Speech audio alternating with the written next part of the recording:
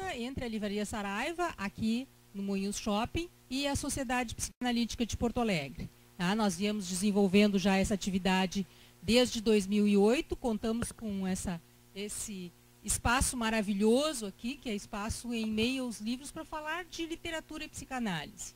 Por que literatura e psicanálise? Ora, porque as pessoas são tão parecidas com os personagens tão parecidos com as pessoas.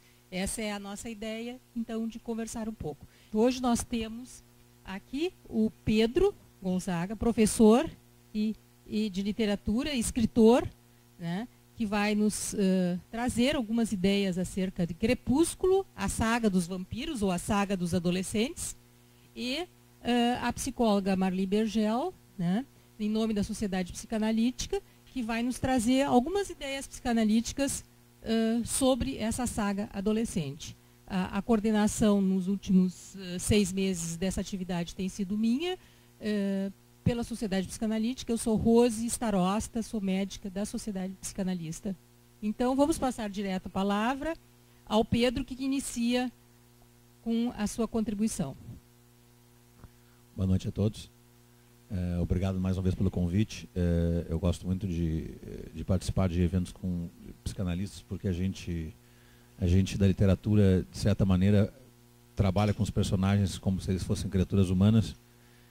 E evidentemente que nosso instrumental é outro, né? A gente se limita muitas vezes às técnicas que estão envolvidas ali do ponto de vista da escritura do livro, mas de toda maneira a gente não pode esquecer que trata-se de uma leitura de ações, né? E eu sei que o pessoal da área, acho que é da área de todos vocês que na plateia, estão acostumados a ler algo que é mais difícil talvez que a literatura, que são as pessoas. Elas mudam de certa maneira com mais frequência que a literatura. A literatura, bem ou mal, um texto está ali escrito, a gente trabalha em cima de um mesmo texto, por mais que ele mude a cada leitura. Esse texto me parece um pouco mais fácil do que lidar com pessoas. Então sempre é um diálogo muito rico para mim. Espero também que possa trazer para vocês algumas questões da literatura que sejam interessantes. A gente já havia conversado uma vez, né, na Feira do Livro, sobre esse assunto, sobre os vampiros, e lembro lá que me parecia interessante pensar esse fenômeno do Crepúsculo e da saga como um todo, esses 4 volumes, e me colocando na posição de professor e vendo o desinteresse geral dos alunos pela literatura, como talvez um reflexo dos tempos que nós vivemos, e que esse desinteresse parece que sofre alguma alteração grave, porque os alunos leem com muito gosto esse Crepúsculo, como haviam lido Harry Potter numa geração atrás, e a gente às vezes se pergunta por que estes livros e não os grandes clássicos da literatura. Bom, aí os problemas seriam muitos, né? A gente poderia passar aqui debatendo a noite inteira por que isso acontece. Eu tenho a impressão que parte da culpa é dos professores, parte da culpa é dos pais também, parte da culpa é do mundo como ele está organizado atualmente. Contra isso a gente não tem muito o que fazer, né? A gente pode lutar, a gente como professor luta diariamente contra isso, mas de certa maneira a gente vive, vocês sabem disso certamente melhor do que eu, uma cultura do facilitador, em que qualquer coisa que impõe um desafio ou uma dedicação de tempo é preterida em troca daquilo que é rápido, daquilo que funciona com alguns cliques, e mais do que isso, daquilo que de certa maneira apenas reforça o que é a opinião que o indivíduo tem de si mesmo. Se a gente pegar a internet, em certo sentido, ou o computador, ele nada mais é do que uma ferramenta de reforço do próprio eu, né, do próprio indivíduo. E a literatura é um lugar em que isso não acontece, em geral. A literatura, a grande literatura, e eu me lembro que naquela palestra também meu problema era que, infelizmente, estes best-sellers não eram grande literatura.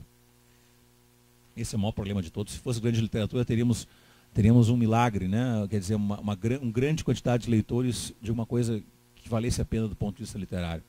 Infelizmente, tanto a saga Crepúsculo, o Harry Potter em muito menos grau, eu acredito, né? Acho que é muito mais bem elaborado do ponto de vista literário, tanto os personagens quanto a própria estrutura do livro.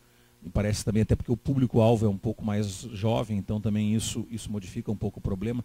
Me parece que essa literatura do Crepúsculo trata o tema do vampiro, que é um tema antigo, mas que na literatura tem a sua principal obra lá no final do século XIX, que é o Drácula, do Bram Stoker. Me parece que essa nova maneira de ver o vampiro tem tudo a ver com um problema do mundo atual, né? Quer dizer, de alguma maneira, aquela figura do vampiro tradicional, independente se houve ou não uma figura histórica de um conde, né, do Vlad III, se ele de fato ou não praticava atos de vampirismo, que até hoje não é comprovado. Sabe-se que ele lutou contra os turcos, sabe-se que ele era um sujeito sanguinário, que costumava empalar seus adversários, seus inimigos ao longo da estrada. E bem ou mal, antes e mesmo hoje em dia, mas antes do Bram Stoker usá-lo como base para o personagem do Drácula, ele era um herói nacional da Romênia e segue sendo em algumas regiões ainda cultuado dessa maneira. Embora seja de fato um sujeito sem limites para a sua violência. Os relatos dos historiadores são bastante significativos, né, dessa sua característica. Então surge essa figura no final do século XIX. O romance do Bram Stoker é muito interessante do ponto de vista literário. Não sei se vocês já leram o Drácula do Bram Stoker, mas ele é montado de forma epistolar, ou seja, ele é um acúmulo de cartas. Em certo sentido, não há um narrador. Eu gosto muito desses romances que funcionam dessa maneira.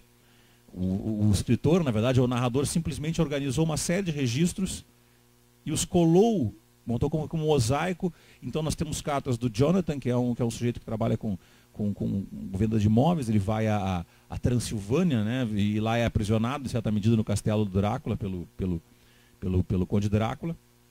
Nós temos as cartas da mina, sua mulher, então são uma coletânea de cartas, e o que nós lemos é isso. Do ponto de vista da estrutura narrativa, é bastante interessante.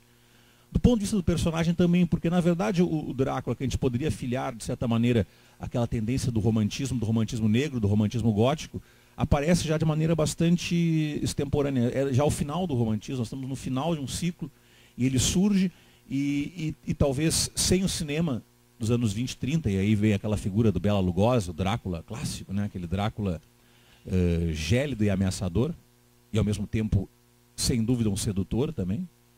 Quer dizer, essa figura do vampiro que classicamente possui, de um lado, esse aspecto assustador. Ele está ligado à noite, ele está ligado a metamorfoses em animais, ele está ligado a uma série de questões escatológicas, em certo sentido.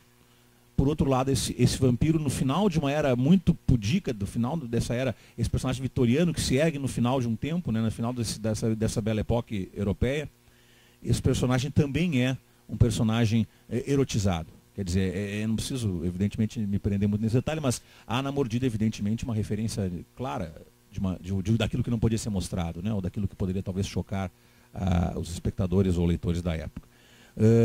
Essa figura do Drácula, por circunstâncias interessantes, acho que isso é um ponto de reflexão importante para a gente fazer, foi sendo, de certa maneira, aparada de suas arestas, até se tornar uma espécie de personagem de segundo grau americano, que é como ele aparece lá na saga Crepúsculo. Quer dizer, de certa maneira, aquilo que o caracterizava como um monstro, assim como o Frankenstein ou outros monstros desse período, o próprio lobisomem, que também aparece no Crepúsculo, em certo sentido, esses monstros, de certa maneira, foram sendo amansados ou domesticados. Ao ponto que nós chegamos no Crepúsculo, e isso me parece o aspecto mais interessante, talvez, porque do ponto de vista literário, para ser bem sincero, claro que nós não podemos olhar para o lado adolescente. O adolescente, ainda mais numa livraria, seria uma heresia dizer isso. Que bom que ele está lendo o Crepúsculo, né? Se isso vai render um leitor depois para outros livros, eu não sei, e aí é uma questão que de fato é imponderável. A gente não sabe o que forma um leitor, nunca soubemos porque que alguém lê e outra pessoa não lê. Eu dou exemplo lá em casa. Bom, meu pai é professor de literatura, mas meus outros 4 irmãos não gostam de ler, não são leitores. Além, sim, eventualmente. Quer dizer, é a mesma formação, os livros estão à disposição para todos, mas algumas pessoas se tornam leitoras e outras não. Quer dizer, esperar que os leitores de Crepúsculo se tornassem leitores porque leram 4 volumes gigantescos seria como esperar que, enfim, que um milagre acontecesse. Não é assim que funciona. As coisas não são tão simples. Quem dera fosse tão simples, né, a gente produzir leitores. Agora, claro que você pode produzir pessoas acostumadas a esperar de um livro alguma coisa. Meu maior, digamos assim, receio como professor de literatura não é que os alunos não leiam mais como eu gostaria de que eles lessem, ou como nós imaginamos, ou como nós mesmos lemos e pensamos, como seria bom se as pessoas lessem como nós lemos. Isso aí é uma ilusão, em certo sentido. Meu grande receio, meu grande medo como professor é ver que os alunos olham para um livro como um objeto que nada pode oferecer para eles. Esse é o problema. E nesse sentido o Crepúsculo pelo menos cumpre essa função, assim como havia cumprido Harry Potter. Mostrar que se pode conseguir na literatura prazer, que é o primeiro, a gente sempre esquece disso quando começa a analisar uma obra. A gente, como professor de literatura, costuma dissecar as obras e esquecer que a função primeira de uma obra é produzir no leitor o prazer e também, claro, em certa medida, aquilo que desde o mundo antigo está presente, que é o horror de ler um livro e se reconhecer ali, né? Quer dizer, quando eu sou confrontado com um livro como Lolita, por exemplo, do Nabokov, eu sou obrigado a admitir que em algum momento Eu não sei, talvez, claro, uma leitora feminina talvez não seja a mesma coisa, mas eu, como leitor masculino, sou obrigado a admitir que em algum momento eu estou do lado daquele pedófilo que é o Humbert Humbert. Eu estou do lado dele. Eu experimento, ainda que de maneira falsa, o que é ser isto. Assim como, se eu leio Crime e Castigo do Dostoiévski, em certa medida eu dou aquelas machadadas junto com Raskolnikov. E eu tenho que lidar com esse problema, percebe? A grande literatura faz isso com a gente. Ela nos coloca nessa posição de desconforto, em que o mundo, depois daquele livro, se torna, de certa maneira, um pouco diferente. E a minha questão é saber se essa literatura, que tomava os monstros, né, ou que toma os monstros para se constituir, se ela pode produzir nos leitores ainda esse tipo de choque. Ou se, na verdade, essa literatura não está apenas oferecendo mais do mesmo que eles têm numa escola americana, com uma roupagem diferente. Parece que não é o mesmo. Mas aí, fazendo uma comparação assim direta entre o Drácula original e o Drácula, ou o vampiro, né, ou o Edward do Crepúsculo, a gente olha que aquilo que caracterizava um vampiro desapareceu, sobrando apenas o aspecto positivo de ser vampiro, ter os superpoderes. Ele tornou-se quase como uma espécie de super-herói. Ele pode parar carros, ele pode, enfim, ter uma relação, em certa medida, de namoro, muito pudico, diria eu, né, porque aí a gente também, como estudioso de literatura, não consegue nunca descontar a ideologia do autor. Há nitidamente ali uma ideologia conservadora na Stephenie Meyer. Quer dizer, aqueles personagens que não podem morder antes do casamento. Quer dizer, bom, isso é claro para a gente o que ela está falando, né? E, quer dizer, esses personagens que respeitam... É quase como se voltavam os personagens daquele Anel de Castidade daquela banda que tinha dos Jonas Brothers, né? Estamos quase aí, né? E nem nada contra isso, quer dizer, todos os autores têm sua ideologia. Não existe autor sem ideologia. Só que a questão que me parece interessante para um debate é pensar por que essa criatura que tinha uma função, que pode ser, a gente pode questionar se essa função ela está bem posta ou não em outros livros, ou se ela foi aproveitada ou não nos filmes. Quer dizer, a função de, trazendo consigo a pulsão de prazer, traz também consigo a pulsão de morte. Porque não se esqueça que o vampiro, ao morder, excetuado aqueles a quem ele oferece o seu próprio sangue, terminam por morrer nesse contato físico, percebe? Há esse problema posto na figura do vampiro. O vampiro não tem como ser bom em certo sentido, percebe? Ele é no limite ele é um assassino. No limite ele usa a carne humana como alimento, ou sangue humano como alimento. Quer dizer, o que eu ganho quando eu tiro essa esfera do vampiro e o transformo num bom moço do interior dos Estados Unidos? Essa é uma pergunta que a gente podia colocar em primeiro lugar assim, a respeito desse livro, que a gente pode até debater depois na sequência. Num segundo momento, eu devo pensar que mundo é esse em que nós estamos circulando, em que os monstros foram domesticados, ou que função ainda tem os monstros nos dias de hoje. Quer dizer, eu olho aproveitando um tema que já cansou, né? Infelizmente cansou, mas no tema cansou, que é o massacre, por exemplo, da escola no Rio de Janeiro. E talvez eu não precise de um monstro, dado que o monstro está ali. Ou talvez não, né? Ou talvez, ao me deparar na literatura com esses personagens monstruosos, eu crio dentro de mim, em certa medida, uma necessidade de entender essas pessoas. E me parece que num mundo em que isso vai se esvaziando progressivamente, quer dizer, como eu disse no início dessa rápida conversa, me parece que esse mundo da internet cria mais do que nada um espelho para si mesmo. A gente nunca pode esquecer que quando a gente está num desses comunicadores, MSN, FaceTalk, qualquer que seja o comunicador, nós estamos olhando para um espelho de nós mesmos. Tá? Quer dizer, o que tu vê ali, se tu esquecer que tem uma tela, tu vê a ti mesmo. É essa questão, e se tu não gosta que a pessoa diz, tu simplesmente a bloqueia. Eu não preciso mais lidar com o que é diferente, percebe? Eu não posso sentir que eu tenho uma relação confusa com aquela criatura.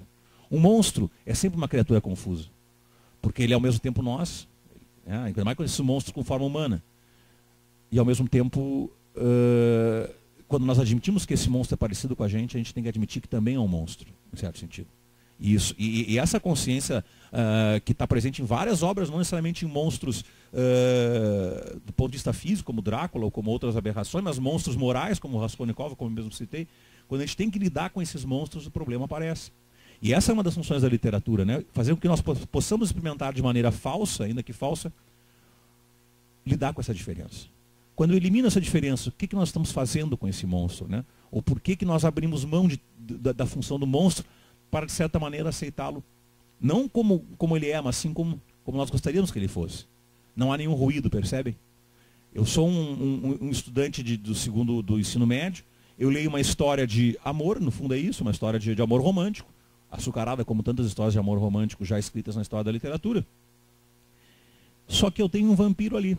E esse vampiro, ele quer casar, percebe? Esse vampiro não quer mais morder, ele é quase um vampiro vegetariano. Ele não pode com sangue humano, né? Do outro lado está, e depois, acho que a gente pode falar sobre, do outro lado está o lobisomem, né? O Jacob, que anda sempre sem camisa no filme, né?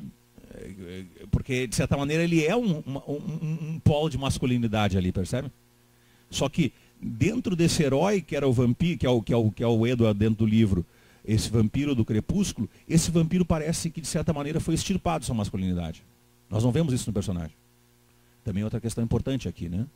Num tempo, claro, a gente tem que olhar um pouco para a cultura atual, né? E, de certa maneira, enxergar nesses cortes que o monstro sofreu, alguma coisa sobre nós mesmos. A gente pode ler isso nos livros.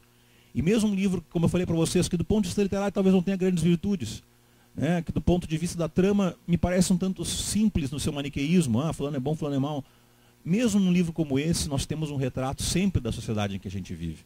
E se a gente simplesmente rejeita isso como um mero comercialismo, milhões de exemplares vendidos, né? Em todo o mundo, se a gente toma esse caminho, me parece, penso isso eu como professor de literatura, que tomamos um caminho errado. Porque a gente pode compreender, isso é uma crença que os historiadores da literatura têm, nós podemos compreender um pouco da sociedade em que a gente vive nas obras literárias ou nas obras de arte como um todo.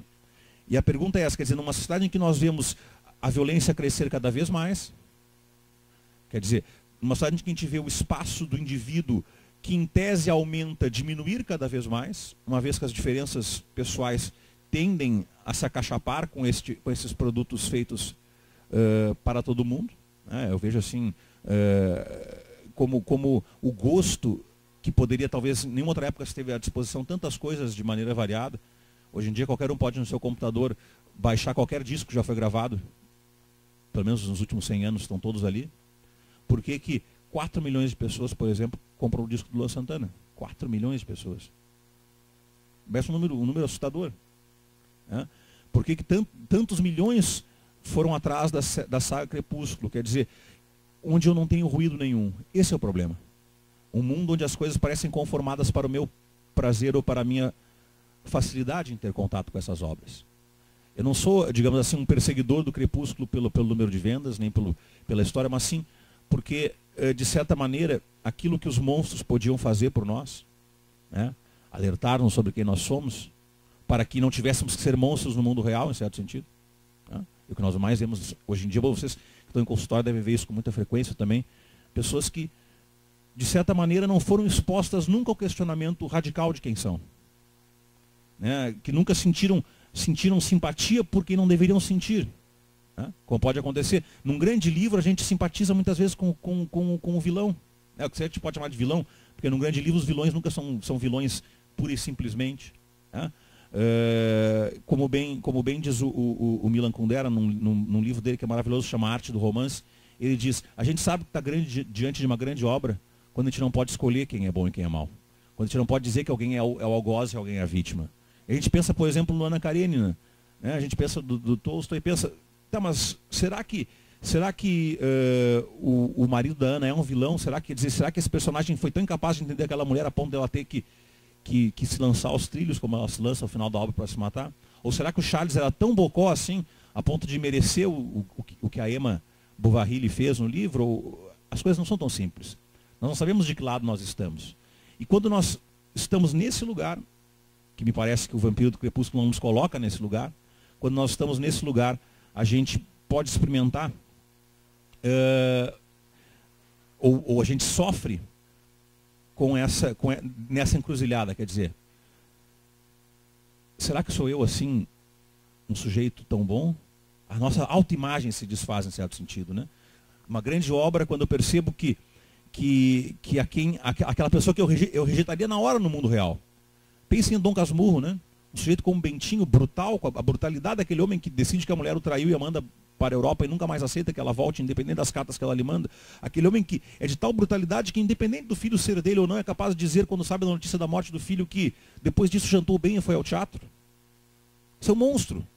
moral, né? Não um monstro físico como um vampiro, um monstro moral.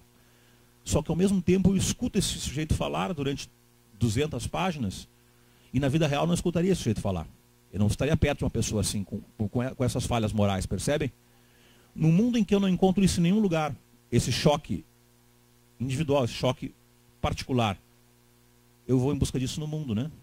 E aí nós vemos, me parece, talvez seja uma leitura equivocada, ou talvez uma leitura desiludida de um professor de literatura, me parece que quando nós não temos contato com a monstruosidade se realiza na prática.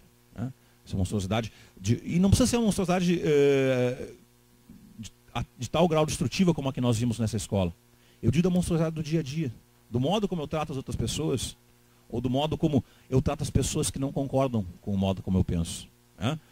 Eu vejo seguidamente, trabalho com jovens, né, o tempo inteiro como professor, eu vejo seguidamente nas conversas o modo como cada vez menos as pessoas parecem abertas àquilo que não lhes interessa. Não digo nem o que é diferente, isso hoje em dia tem todo um discurso sobre o diferente, isso aí acho que não é o problema maior. O problema maior é o seguinte: se não me interessa, não existe. A história da ditadura militar para meus alunos não interessa, não existe. Para eles não faz nenhuma diferença. É só um exemplo assim próximo da gente. E claro, se eu vou aos meios culturais que estão à disposição desses alunos e lá não encontro nenhum ruído, percebem? A minha autoimagem, o meu delírio de eu jamais sofre nenhum impacto. Acrescentando aquela primeira pergunta que eu fiz, por que esse vampiro foi extirpado do seu aspecto monstruoso e se tornou apenas um garoto superpoderoso, eu perguntaria também, para a gente poder debater no final, talvez, que sociedade é essa em que os monstros deixaram de cumprir sua função? Essa é uma questão que eu acho que a gente pode depois voltar. Obrigado. Muito obrigada. Vamos passar a palavra para Marli, então. Bom, boa noite.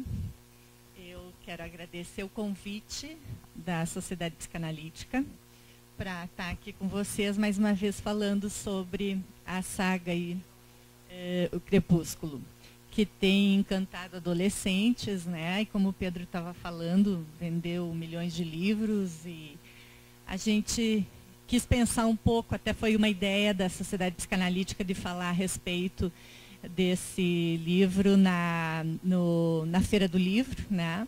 E agora, então, a Saraiva, né, também solicitou esse tema. Também agradeço a Saraiva pelo espaço que eles têm nos dado sempre aqui para estar discutindo, né, com o público. Bom, então a minha fala vai ser mais no lado psicanalítico, vamos tentar juntar alguma coisa aí com o que o Pedro, né, estava trazendo. Mas eu começaria com uma frase, então, do Freud, né? Que o reino da fantasia depende, para o seu efeito, do fato de seu conteúdo não se submeter ao teste de realidade. O resultado, algo paradoxal, é que, em primeiro lugar, muito daquilo que não é estranho em ficção se-lo-ia se acontecesse na vida real. E, em segundo lugar, que existem muito mais meios de criar efeitos estranhos na ficção do que na vida real. Tá? Daria para se dizer também que é o que se dá nos nossos sonhos, né? Porque são a representação do nosso inconsciente, assim como uma ficção também é a representação do nosso inconsciente, né? E justamente por isso que os sonhos nos parecem muitas vezes loucos ou sem sentido, tem todo um sentido que a consciência não admite, digamos assim, né? Mas no inconsciente tudo é possível, tudo pode, né? Não tem contradições, tudo convive. E numa ficção isso também pode acontecer. Bom, então vamos para a saga dos vampiros, Balada de uma Geração. Bom, segundo consta na história, o que eu li, até o Pedro pode me ajudar aqui, que antes da ficção, né, teria havido, assim, digamos assim, uma histeria coletiva na Europa, numa parte da Europa, onde surgiram boatos de que 1 ou 2 mortos teriam voltado à vida, ou teriam saído do túmulo e estariam ameaçando a cidade, né, a pequena cidade. E então os familiares apavorados, né, trataram de de eliminá-los novamente ou de matá-los novamente, ou botando fogo, ou cortando a cabeça deles, né? Ou cravando-lhes estacas, né? Tão ameaçados que se sentiam por esses mortos-vivos. Né? Então isso foi um momento, teria sido um momento da cultura, né? Onde isso havia uma confusão, digamos assim, entre a fantasia e a realidade. Né, e as pessoas estavam se sentindo ameaçadas com isso. Bom, mais tarde isso, então, se transforma numa ficção.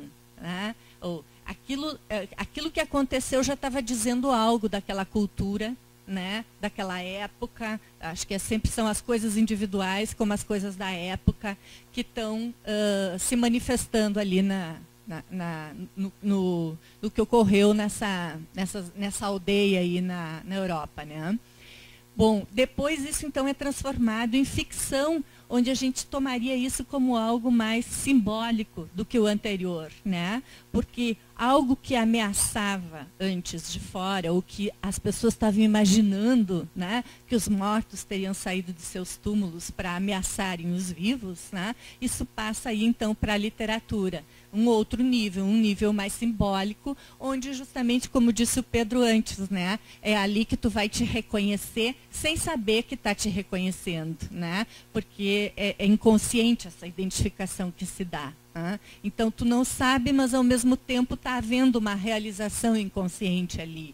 Então, por isso que nós precisamos, né, das obras de arte, nós precisamos do cinema, nós precisamos da literatura, né, porque são momentos também de ilusão, ou são momentos onde esse nosso inconsciente pode aparecer, ou nós podemos nos identificar com esses personagens, né, sem problema. Né. Bom, então esse morto-vivo se transforma num personagem, tá? Então é um personagem dentro de um livro.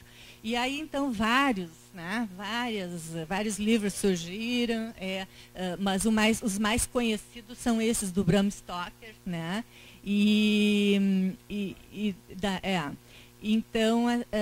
Bom.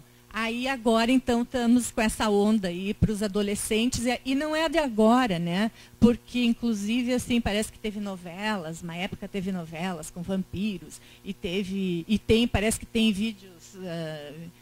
videogames também, né? Com vampiros. Quer dizer que isso nos ronda há muito tempo, essa história dos vampiros, ou esse mito dos vampiros, ele está sempre presente. Ele pode vir com uma outra roupagem, onde, como o Pedro falou, e acho interessante a pergunta que ele se faz, né? Por que agora esse vampiro é mais bonzinho, é mais bonitinho, é tudo melhor, tudo mais idealizado, né?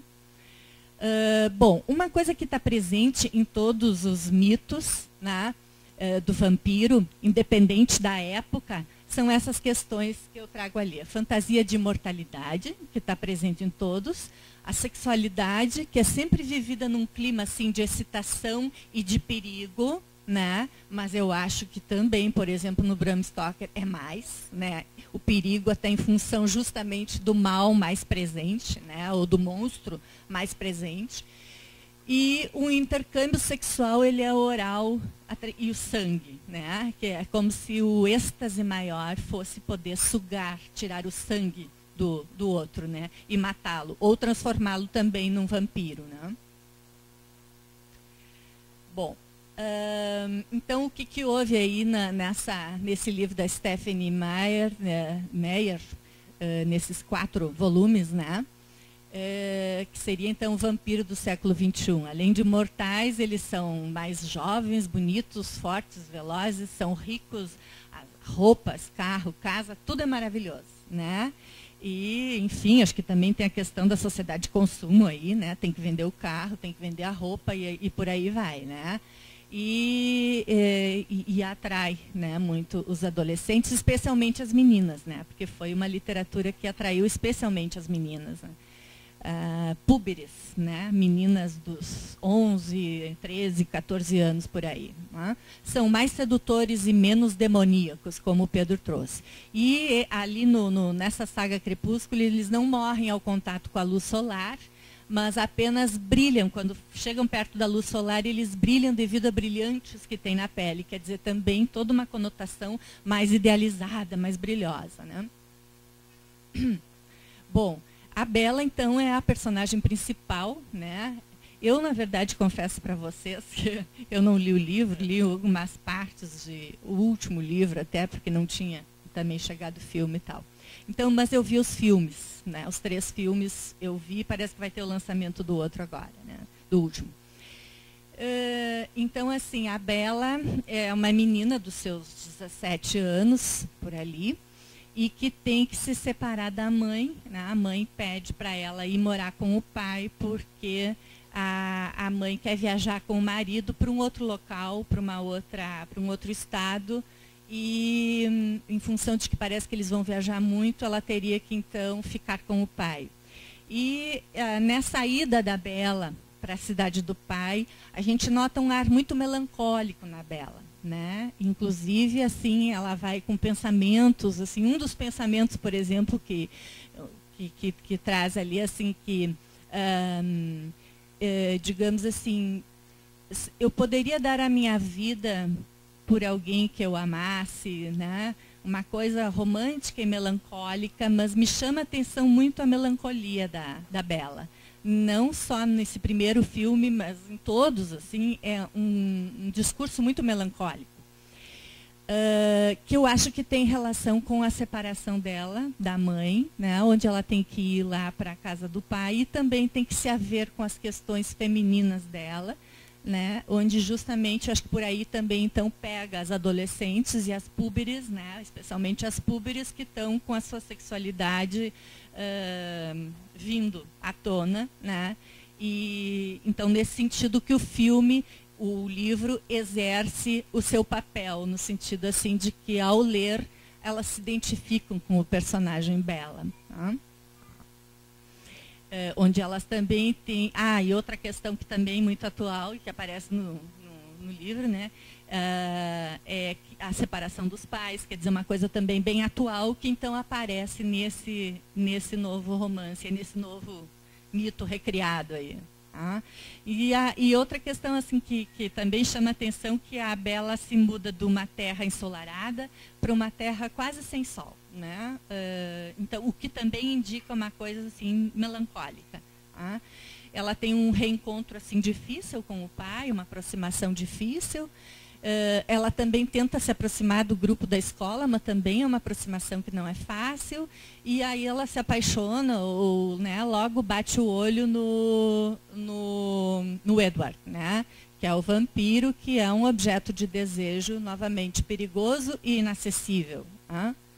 E também se cria um triângulo amoroso, como em geral, né, sempre existe, e sempre existe na literatura, no cinema, enfim, porque nós somos seres que estamos sempre dentro de um triângulo. Né? Nascemos de pai e mãe, então, né, eu, pai e mãe, e o triângulo está formado. E essa questão do triângulo, ela está sempre, em geral, presente, né, na literatura. Bom, então, o que ocorre na adolescência? Só para, assim, situar um pouquinho o que ocorre na adolescência e a relação do né, com o livro. É um período onde ocorrem intensas transformações corporais, né? Há uma separação em relação aos pais, uma maior convivência grupal vai ocorrendo, né? Onde justamente muitas vezes o adolescente, né, ele precisa se afastar dos pais e aí ele se aproxima de um grupo e mais ou menos tem uma relação com o grupo como tinha com os pais. Né? É uma troca que se dá ali, necessária, importante, né, para essa passagem para o mundo adulto. E também, então, é o momento onde vai ocorrer essa aproximação amorosa, sexual, em função também de todo um corpo, né, um corpo-mente que está aí, né, sendo estimulado. Então, são situações que despertam muita excitação e ansiedade, e esses ingredientes, então, estão presentes no Crepúsculo, pensando assim, no porquê que teria atraído tanto, especialmente as meninas, né, púberes e adolescentes. Bom, na adolescência também a sexualidade, né, traz consigo a possibilidade de gerar outro ser vivo. Então, o que a gente vê no livro é assim, que existe adolescência traz, né? O crescimento indica a força da vida e, ao mesmo tempo, a passagem do tempo. Né? E isso desperta alegria e angústia.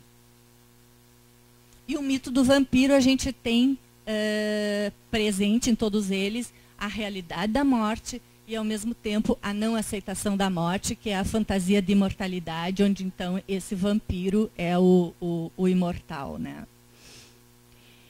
E também presente a sexualidade, né, nos mitos, onde está sedução, excitação, perigo e proibição, como eu já coloquei anteriormente.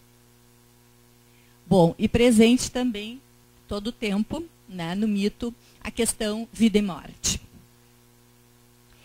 Bom, então na adolescência, em função disso, assim, né, a adolescente vai se enfrentar com os riscos do amor agora, né? E tem frases, então, que a autora elege, né?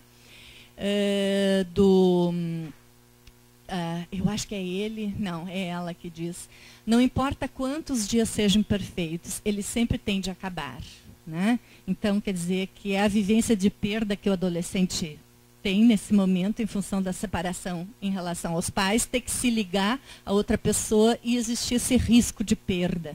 Né? E, bom, aí diz o Edward, somente um vampiro poderá te amar eternamente. Né? Que, então, junto com isso, ou nessa imortalidade dele, e ele oferece para ela essa possibilidade, então, de amor eterno. Né? Amor eterno, único. Então, ela, justamente toda aquela insegurança que ocorre nesse momento onde tu tem que se ligar a um objeto, vem alguém, o Edward, que oferece essa possibilidade para ela: vou te amar sempre. Né? Então, talvez menos arriscado do que o Jacob, né? Além da questão que tu levantaste, né, do quanto também o Edward protege ela, protege da sexualidade, ou ela deseja, mas como ele não quer, então com isso ela também fica se protegendo da sexualidade dela, coisa que dá muito, muito medo, né, nesse momento da vida. Né? E o Jacob, um personagem, enfim, mais quente, mais atraente, mas que ao mesmo tempo assusta e não oferece, né, digamos assim, aquela garantia da não perda, né, para ela. Né? Então, eu acho que por aí também a escolha, né, a preferência dela pelo Edward. Né? Claro que também tem outras questões, né, edípicas aí, onde ele também estaria representando, né, o pai idealizado da infância, o pai e mãe, na verdade, eu acho que misturados, né? Às vezes pai, às vezes mãe, porque a gente nota ali bem como esse ar melancólico da Bella, né? Quanto a autora nos traz isso na necessidade da menina ter que se separar da mãe. Né? Ela se separa da mãe, se aproxima do pai, e aí também, quem sabe, assustada com aquela relação com o pai, ela precisa voltar esse desejo, né? Para outro, não pode ser com o pai. Então aparece o Edward, né? E aí o triângulo, né, entre Edward e o Jacob, em função também aí das coisas que eu coloquei, né? O temor à sexualidade, o não estar preparada para isso ainda. Né? Bom, junta com as questões que o Pedro trouxe, né? Então, nesse mito recriado aí pela Stephanie Meyer, né? Parece que temos um final feliz, né? Onde justamente nos outros não se tem. Né? E ali eles casam, fazem sexo, têm uma filha, e essa filha, inclusive, põe ela em risco de vida em função de ser uma vampirinha dentro dela. Bom, tem muitas coisas que a gente pode pensar aí, né? Mas eu prefiro também deixar para depois, né? E fica uma questão do futuro aí, né? Parece que o Jacob daí, ou a compensação para o Jacob é ficar com a filha da Bella. Tá? Bom, mas eu acho que assim, o que eu queria mostrar, tem outra frase aqui do Freud, né, que na ficção tudo é possível, diferente da realidade. Uma possibilidade saudável de lidar com os limites que a realidade impõe é nos deliciarmos com a ficção, sabendo que após o término da leitura ou ao sair da sala de cinema é a vida real que nos espera. No entanto, naqueles momentos de ilusão, recuperamos forças para lidar com a vida real. Tá? Mas eu acho que, independente das críticas, né, que o Pedro fez, e que eu acho que são muito pertinentes, eu acho que o importante é a gente poder pensar o quanto esse mito sempre retorna, né, o quanto ele está presente, né, dependendo da cultura, vem de um jeito, vem de outro jeito, mas o quanto ele não morre, o quanto ele sempre é recriado, né, e alguns elementos estão sempre presentes, né? Alguns se modificam, mas tem alguns que estão sempre presentes, né? Que é a questão que eu trouxe da imortalidade, da sexualidade, tá? E da questão oral e do sangue. Então, da minha parte foi isso aí. Vamos conversar um pouco então com o público agora, né? Bom, muito obrigada também, Marli. Vamos ver as contribuições, perguntas, questões que vocês queiram trazer para um e outro participante, ou entre vocês, se vocês têm questões aí para trazer também, né? Bem, eu gostei muito da apresentação dos dois, né? Eu também sou filha de professor de literatura, sou apaixonada por literatura e analista. Uma coisa que eu fiquei pensando, assim, só uma coisa, um outro ângulo da gente ver, já que vocês falaram, né, das pessoas e dos personagens, está se falando em adolescência, eu observo muito na clínica, e tu falou muito na melancolia da personagem, né? De que meninas que têm uma situação mais complexa e complicada com o pai, tipo da história da Bela, né?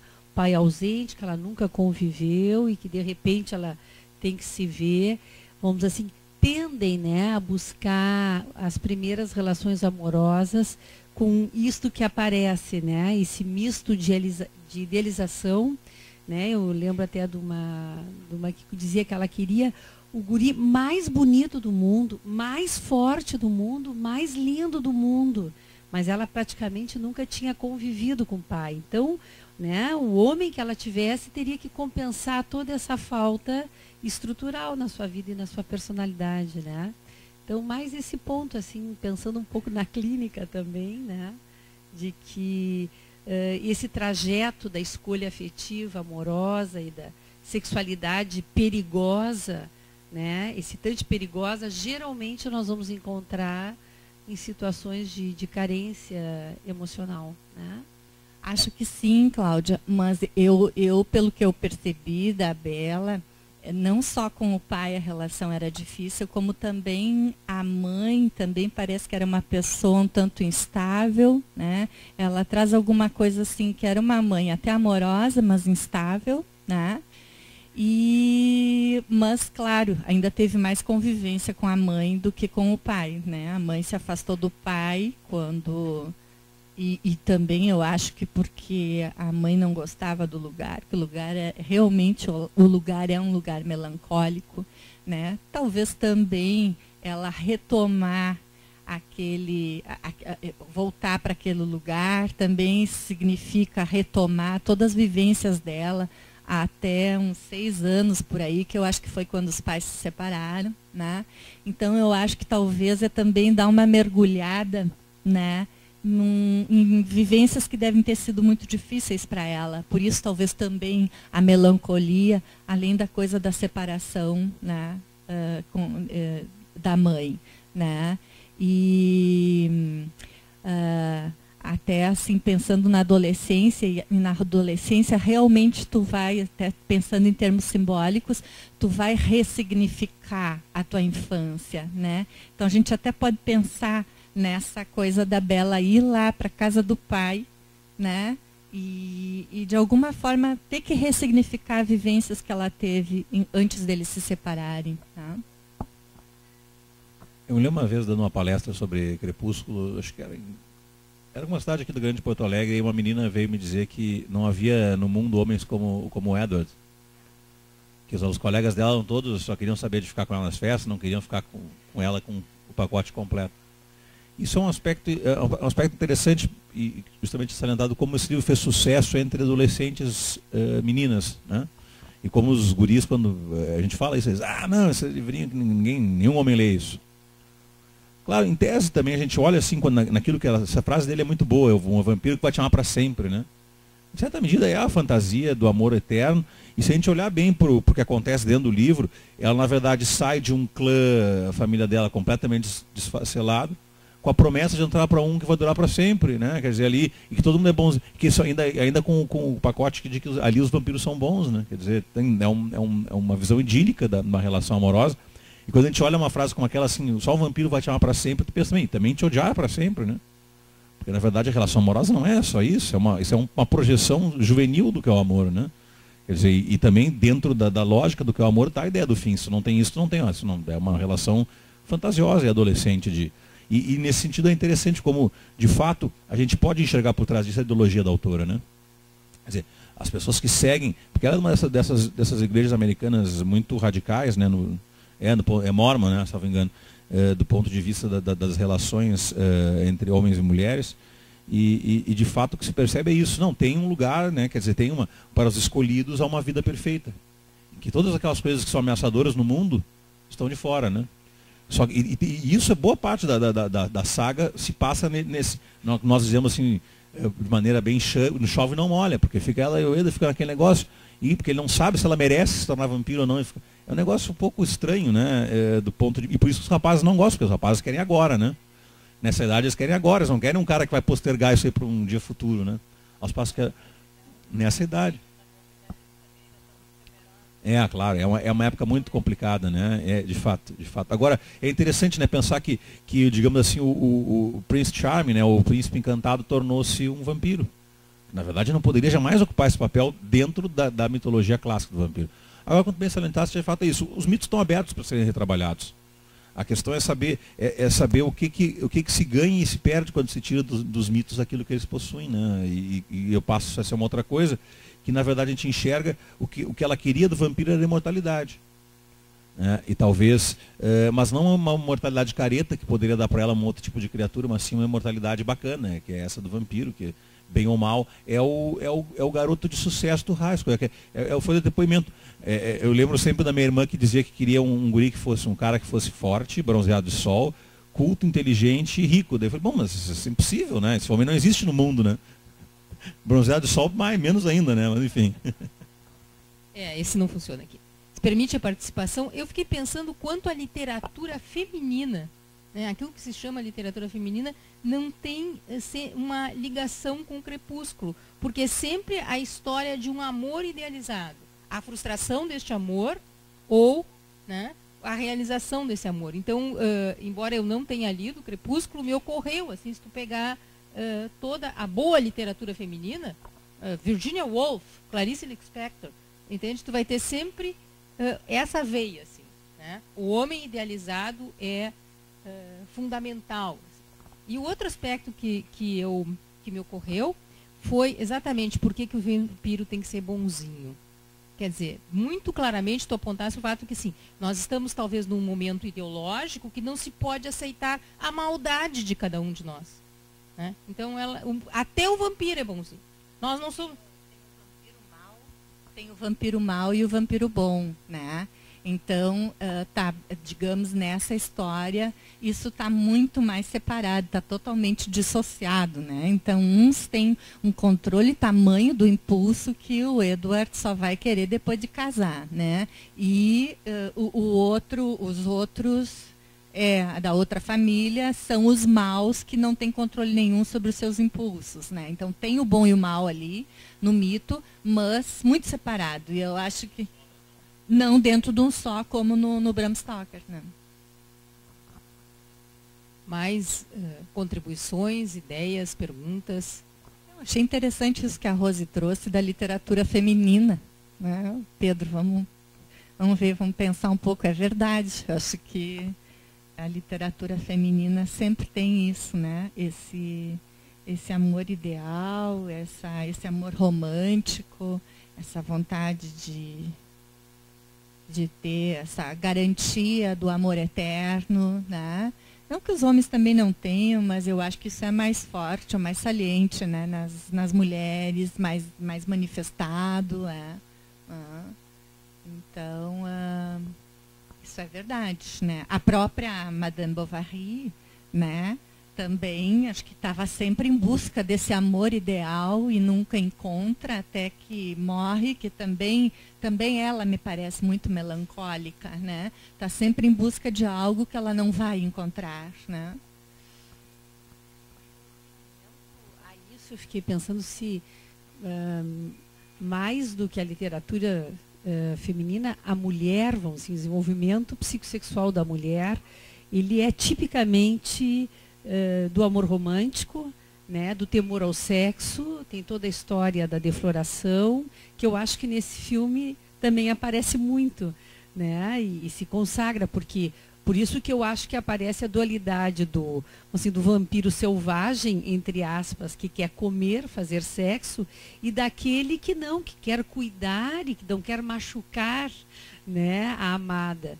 Então, eu acho que tem a ver com o desenvolvimento natural da menina e da jovem adolescente, toda a história da defloração. Acho que por isso que as gurias se encantam, porque elas querem isto. Elas querem um namorado, vamos dizer assim, que as conquistem, muito mais que só façam o sexo selvagem, né? Uma coisa eu acho que é importante, assim, que não é só porque ela é mormon, a autora, né, ou que, digamos, né, toda uma cultura dela talvez mais reprimida, tal. Eu até fiquei pensando numa coisa que é o seguinte: a gente, quando interpreta sonho, a gente sempre vê assim, tem um conteúdo que é o conteúdo diurno, né? E tem aquele que é mais inconsciente. E o diurno vai se engatar com esse inconsciente. Então, daria para se pensar que talvez essa cultura religiosa da Stephanie, né, serviria como um conteúdo diurno, um resto diurno, né? Mas que liga com coisas inconscientes dela. Ela tem inconsciente também, como todas as meninas têm, e aí pegou, né? Pegou em algo das meninas, né? Apesar de a Stephanie tá lá naquela cultura religiosa dela, e essas nossas meninas que estão aí vendo o filme ou lendo o livro não tem, né? No entanto, elas, através da autora também, digamos assim, né, manifestam, trazem para fora esse aspecto, né? E até essa dissociação aí, né, do amor romântico, do amor mais sexualizado, né? Que eu acho que também é como em função desse início, né, do viver a sua sexualidade, né, que ainda assusta muito, então, visto dessa maneira, né. Mas que as meninas, acho que tu falou, né, Pedro, que as meninas, nenhum guri é assim, ou hoje nenhum guri é assim. Na verdade, nós aquele dia falamos, na verdade, nenhum guri nunca foi assim, nunca foi assim, né. E então a menina tem que lidar, né, com esses impulsos mais manifestados do outro e talvez mais reprimidos nela, né? Porque hoje, inclusive, assim, talvez esteja se acelerando muito esse processo, né? Das meninas logo já irem para uma vida sexual sem estarem preparadas também para isso, e até numa coisa meio contrafóbica, onde daí a cultura também ajuda a ir um tanto rápido demais, né? Sem estar preparada para isso, né? Em outros tempos era o contrário, né? Não podia, né? Sim, dentro disso, né, Marli, as proibições de namoro de outros tempos, só podia namorar com 18 anos, né? Então, o baile das debutantes era o baile que apresentava as moças para a sociedade. Aí que começava, né, a busca amorosa, que era permitida socialmente, 15 anos. Né? Então, isso é uma coisa que a gente vê uma pressão muito mais precoce hoje, né? Essa questão do amor romântico é muito interessante do ponto de vista da literatura, porque nós, literatos e críticos de literatura, nos damos o crédito por ter inventado o amor como nós o conhecemos.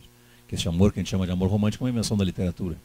E de fato a gente pode buscar isso no passado, né? Se a gente pega aqueles primeiros poetas do fim da Idade Média, do amor cortês, que estabeleceram essa distância entre o homem e que olhava para uma mulher e colocou esta mulher no lugar das santas, né? Quer dizer, essa mulher passava a ser uma criatura que estava num pedestal para a qual o poeta dirigia as suas cantadas em sonetos ou outras formas mais antigas de versificação. E havia nessa distância, e Camões é o poeta por excelência dessa distância entre o homem e a mulher, né? Essa distância em que o homem olhava para essa mulher como criatura elevada, e ao mesmo tempo a mulher, em função dessa cultura, se acostumou a esperar por esse olhar. E aos poucos, claro, a gente pega assim um processo que, digamos assim, chega ao seu auge no Renascimento, desse tipo de amor, que nós chamaremos de petrarquista, por causa de Petrarca, né? Que via na mulher essa criatura, depois de um tempo, claro, dentro de um espírito mais renascentista, como uma criatura que, enfim, merecia os elogios mais elevados, mas também era feita de carne. E havia então esse núcleo de desejo por aquela figura que estava ali. De desejo ao mesmo tempo de contenção. Isso é o amor cortês por excelência, é o amor galante por excelência. Eu desejo aquela figura, mas ao mesmo tempo esse desejo só pode existir enquanto não é realizado. Porque a partir dali ele passa a ser... É a lógica, e na verdade eu costumo dizer para os alunos que se a gente trocar no Camões a palavra amor para o desejo, fecha mais, com perfeição, né? Quando diz que o amor é fogo que arde sem se ver, na verdade é o desejo que é o fogo que arde sem se ver, não o amor. Ele está chamando de amor, na verdade é o desejo. Essa vontade de estar ali, mas ao mesmo tempo de encerrar ali também, caso haja o contato. E cria-se, claro, a gente pega, por exemplo, a história máxima do amor, talvez romântico, que é o Romeu e Julieta, há sempre uma proibição, uma interdição, né? Quer dizer, o amor ele tem esse aspecto de interdição, senão ele não pode se realizar dentro dessa esfera. Com o avanço dos tempos, e claro que se a gente perde um lado, ganha em outro, quer dizer, hoje em dia você tem uma liberdade como talvez nunca para tantas pessoas, ao menos no mundo ocidental, pode tomar assim. Por outro lado, esses papéis acho que ainda estão se ajustando, quer dizer, o fato de que as mulheres hoje têm um espaço, eu vejo isso, por exemplo, no pré-vestibular, em que para os cursos mais difíceis, como medicina, 70%, 80% são mulheres que fazem, né? E em breve, eu falo isso, os meus alunos homens ficam, eu falei, bom, durante 3 milênios nós estivemos no poder e não conseguimos lá grandes coisas, né? Talvez seja hora de trocarmos, de mudarmos o modo de ver as coisas. De toda maneira, eu vejo muito assim, pelo que eu observo do comportamento dos alunos, que há uma crise de identidade nos papéis, né? Quer dizer, as mulheres, elas, de certa maneira, estão no ataque, em certo sentido, e os rapazes, a gente sabe que há nessa contenção algo sobre a própria natureza humana, que o homem sem contenção nenhuma volta para a idade das cavernas. E algumas meninas dizem que nas festas os sujeitos puxam elas pelo cabelo para beijar alguma coisa assim, claro. Quer dizer, se tu não contém a fera que há em cada um de nós, a barbárie volta, em certo sentido, a imperar. E essa relação de distanciamento, por mais que ela tenha, de certa maneira, se extinguido, e a gente veja os rapazes, eles não têm mais a mínima finura na abordagem, né, fineza na abordagem de uma menina. E isso, evidentemente, que muito depende. E aí acho que as melancólicas também, que têm essa melancolia, ser mais forte para elas ainda, né? Que elas se sentem retraídas, ao mesmo tempo elas esperam que um rapaz se aproxime delas no velho modelo galante, é o modelo dos contos de fada, todos, né? Vem o príncipe e as tira daquele lugar, percebe? Tira daquela estrutura familiar.